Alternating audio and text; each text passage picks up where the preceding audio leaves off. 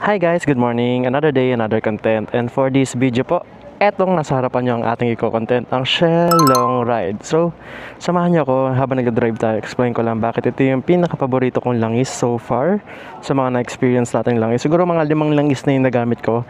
And ito talagang top 1 ko. So, samahan nyo kami ni Blanca habang ine-explain ko yung bakit Shell Long Ride yung ating number 1 langis sa mga na-experience natin sa motor. So unang-una guys, ginagamit ko si Shell Long Ride dito sa motor natin na sa ADV 160 pati kay PCX 160 ay hindi niya nakakabit sa kanya. Pag sinabi mo kasi Shell guys is the number 1 top tier pagdating sa mga langis, gasoline. So alam yun, isa sa mga pagkakatiwalaan nyo talaga na brand yan. Second guys, yung Shell Long Ride kasi mura lang eh. Actually para sa akin mura na siya. Ang price po ng Shell Long Ride natin nasa 380 pesos. At alam nyo bang nakakatuwa pa doon? Sa 380 pesos, yung langis nyo kaya nyo paabutin ng up to 6,000 km na tinakbo guys. Up to 6,000 km. Yes po. Nakalagay po mismo yan sa pinakaharap ng langis nila pag bumili kayo up to 6,000 km. Pero share ka lang guys. Ako guys, pinaabot ko lang siya up to 5,000 km. 10,000 na yung tinakbo nito. So, nung unang palit ko, nung 1,000, naka 1,000 tayo, pinalitan ko siya ng Shell Long Ride. Tapos, up to 4,000 ko lang ginamit kasi para saktong 5,000. And then, the next change oil, nagpapalit tayo ng 10,000 km. So, pinaabot ko siya ng 5,000. And yes, medyo maitim siya, pero hindi siya yung sobrang lapot na may mapula-pula pa rin. Kasi normal lang naman yung iitim, guys. Huwag kayo matatakot pag yung langis nyo maitim. Kasi normal lang, at least, diba, gagawa niya yung trabaho niya. Uy, grabe to. Counter plus si Manong. Nagulat ako sa naka-ADV na yun. Kasi one way to dapitan. So, yun, sumalubong siya. Lakas loob. Ay, wait, lubak. Dami enforcer. Dami nang huhuli dyan, no? Grabe traffic dito sa Quiapo. Anyway, nagba-vlog naman tayo, so wala akong pakialam sa traffic. Malilibang naman ako sa pagkasalita. So yun nga, pinaabot ko siya ng 5,000 ulit nung 10,000 km niya. And for my experience guys, sobrang tahimik ng makina ko rito. Kasi ADB 160 kasi, ma-vibrate na siya. Malakas yung vibration nito. Pero may pagkamaingay din yung makina niya. Pero nung ginamit ko yung Shell Long Ride, medyo tumahimik siya. Smooth naman yung mga bawat pigaan natin. And nung nag-change oil ako mismo nag-change oil nung una, parang 30 ml lang yung nabawas sa kanya. Which is, I think, syempre, some part natira pa rin sa makina nyo. And kita niyo yung quality nun, di ba? Pinatakbo mo siya ng 4,000 pero halos yun pa rin yung natira sa langis mo. By the way guys, dito kasi kay ADB 160 gumagamit tayo ng 750 ml. So hindi to 800 katulad kay PCX 160. Guys, magkakaiba ang mga sukat ng langis sa bawat motor Titignan niyo yung dipstick niyo, nakalagay naman sa dipstick niyo yun. May vlog ako diyan kung paano yung malaman. Short clips lang naman, nasa Reels ko yan sa Facebook, nasa YouTube Shorts ko yan. So andun yung way para malaman. Pero sinabi ko na rin dito sa vlog, pinakita na rin natin na yun nga 750 ml. So imagine nyo guys, makatatlong Shell Long Ride lang kayo, may another 750 ml kayo, di nyo na kailangan bumili ng bago, di ba? So sa bawat tatlong langis magkakaroon kayo ng another langis, di ba? Na libre na natira dun sa 1 liter na langis na binili nyo sa Shell Long Ride. Di ba napakatipid? Tatlong langis lang, meron ka na naman panibago. Tapos up to 5,000 km. Sorry, up to 6,000 km. Ako kasi guys, 5,000 km solid na ako ron. Kahit nga 4,000 lang eh. Marami nagkasabi na change oil or change oil, pero parang sa akin kasi lumantugtugin na yan eh. Pero syempre guys, sa inyo naman yun. Pero ako kasi wala pa ako narinig na nasiraan sa paggamit ng mahabang kilometro sa langis. Lalo na kung bibili nyo naman langis yung trusted brand, diba? Yung high quality brand. At saka katulad itong Shell Long Ride, sila na mismo nag-indicate na up to 6,000 km. Ay, kaya po. So nakaraan lang guys, kakatapos na Sereno. Ayan, medyo maluwag na ulit yung kalsada. So ayun nga, na wala naman ako nabalitaan ng siraan. So kaya eto, sobrang nire-recommend ko siya kasi guys, katulad ko, nag-long ride, mahilig ako sa long ride. Minsan sa isang araw sa long ride natin nakakaano tayo, sabihin natin 500 km, ganyan, balikan na ride. Diba? Ang laki kagad na konsumo na distance. Tapos nag-joyride din ako, nag-aangkas din ako, 'di ba? Pang short ride, pang biyahe, pang trabaho. So diba ang laki na ng tinipid nyo rin kaagad sa langis pa lang. Kasi isipin nyo, hindi na naman langis problema nyo rito. May CVT cleaning pa kayo, gulong nyo pag napudpod. O kaya magkakaroon kayo ng other parts ng problem sa motor, diba? At least ito pala sa langis, nakatipid na kayo. Ang natry ko before is Motul. Actually, Motul is a good brand also for me. So yung nawala na kasi yung pinagbibilang ko seller.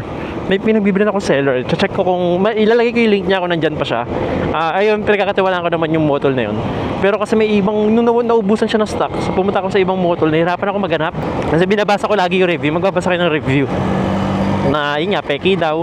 Anong Shell Long Ride guys, ilalagay ko yung link niya. Pero sa mismong Shell mismo to, sa Shell Mall, hindi to sa other store. So, kaya pag curious kayo if mapagkakatiwalaan ba tong link, yes po, kasi sa Shell mismo yan, Shell Philippines. So, yung gear oil ko rin pala guys, sa Shell Philippines ko na rin kinukuha. Pero minsan kasi wala silang stock ng gear oil. Nag-ano na ako, Honda oil or JBT na gear oil. Pero maglalagay ako ng gear oil dito na from the mall na mapagkakatiwalaan nyo. Tapos, ayun, magkano po ba ang presyo niyan, Sir MJL? Magkano ba ang Shell Long Ride niya? Nasa 380 siya. Minsan umabot siya ng 360, 370, depende eh. Pag flash sale, mas mura siya. O kaya pag mas marami kayong bibilin, mas makakamura kayo. So, dito tayo sa may Luneta Park. At ayan na, nagbi-blink na yung ilaw. Daming enforcer dyan. Guys, share ko lang. Ito nakalagay dito, U-turn slot. Pag naka-red yung ilaw dito, dun lang kayo mag-U-turn. Kasi ang daming nahuhuli dyan na pag nandiyan kayo sa lane yan, tapos diniretso nyo, yun naman nakabang yung enforcer. Ang daming nahuhuli dyan na dumidiretso sa U-turn slot na yan, sa pinaka-left side lane. Dito po yan matatagpuan sa bago mag-Luneta Park. So, yun lang. Tsaka iba kasi tumitigil dyan pag naka-red light ka na hindi pwede mag-U-turn. So, mag-U-turn kayo dyan pag naka-red light dito. So, sa mga na-try ko ibang langis katulad ng Havilene, nakapag-try na rin ako ng yung Honda, syempre, stock natin, Honda oil. Nakapag-try na rin ako ng Motul. Pa ba mga na-try ko langis? Para sa akin so far, nainlove ako sa Motul tsaka dito sa Shell Long Ride. Isa sa mga top brands kaya. Pero kasi ngayon nasa patipiran din tayo ng langis, kaya nasa Shell Long Ride din tayo. Tsaka performance wise, Shell Long Ride. Marami naman na po nagpatunay niyan na maganda talaga yung Shell Long Ride. Before actually naka-Motul ako, si Junaidi yung naka-Shell Long Ride. Nung change oil ko yung ADV 160 niya, Shell Long Ride ginamit niya. Hindi pa ako fan ng Shell Long Ride nun. Pero siya up to 2,000 lang, nagpapalit na siya. Ako nire-recommend ko kasi ito na-experience na natin, ginawa ko na siya up to 5,000 km, maganda na may resulta niya. Nasa inyo naman yan kung maniniwala kayo sa mga change oil or change all. Pero kung ako tatanungin nyo, hindi po ako naniniwala doon. Magkakaroon talaga ng sira motor nyo pagkatagalan. Syempre lagi nyo nagagamit normal lang yun. Pero hindi dahil sa langis na pinapaabot nyo na 5,000, 6,000, I don't think so. Kasi kahit gumagamit ako ng langis before na 1,500, 2,000, nangingitim din naman talaga yung langis natin. Gusto ko nung turon, wait lang. May turon ba rito? Wala turon. So, yun lang yung share ko, yung thoughts ko about this oil. Sobrang recommended ko. Siguro in the future kasi may mga nagko-comment din sa akin na mag-try daw ng ibang langis na kunin daw natin yung feedback. Let's see kung may matatry tayong bago. Maghanap din tayo, magbabasa rin tayo ng mga review. Mas excited ako guys sa gulong na ipapalit natin dito kay Blanca. Kasi guys, sobrang mura nito. I think tatalunin niya si V-Star sa sobrang mura. This is an international tire. So, excited din ako at i-try siya. Sobrang nirecommend sa akin ni Shotty ito. Kaya soon, abangan nyo. After ng Zambales ride natin this Sunday, magpapalit tayo ng gulong. Gagawa tayo ng content about that. And para ma-review natin. Yun yung gulong na gagamitin natin sa Mindoro Loop. Imagine nyo, ilang kilometro din yung Mindoro Loop Aside ibabiyahe pa natin siya ng Batangas para tumawid ng pier. So yun guys, actually ito nga, hindi pa ako nag-change oil. Kasi nakaka 1,000 mahigit pala naman tinakbo no langis natin. Kahit mag Mindoro Loop tayo, hindi pa ako mag-change oil. Kasi papabutin ko talaga 5,000 to. Papakita ko naman sa inyo pag naka 15,000 tayo. Kasi nagpalit ako ng 10,000 pag nagpalit tayo ng 15,000, problema ko kasi hindi ko makita yung total trip meter ko. Gawa ka ng hindi mapindot tong nasa gitna. So isa na naman sa problema ko yan. Pero papaayos ko yun sa Shotty after ng Zambales ride. Kailangan ko siya makita yung trip ko, kaya kailangan ko talaga paayos siya. So yun lang guys, kaya anong mga recommend na langis ninyo? Anong langis na ginagamit ninyo? Ano yung the best na langis na na-try nyo? Comment nyo naman sa baba. And if may mga feedback kayo, may mga thoughts kayo about this, please do comment down below. Ako, ito po yung personal thoughts ko about Shell Long Ride. Hindi po to sponsored. Unang-una hindi po to sponsored, di ba?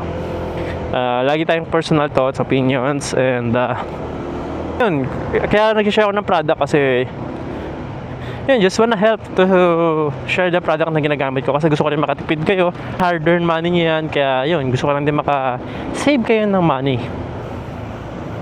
By the way guys, papala sa nakalimutan kong feature na na-experience ko rito kay Shell Long Ride. Sobrang bilis lang din siya i-cold start.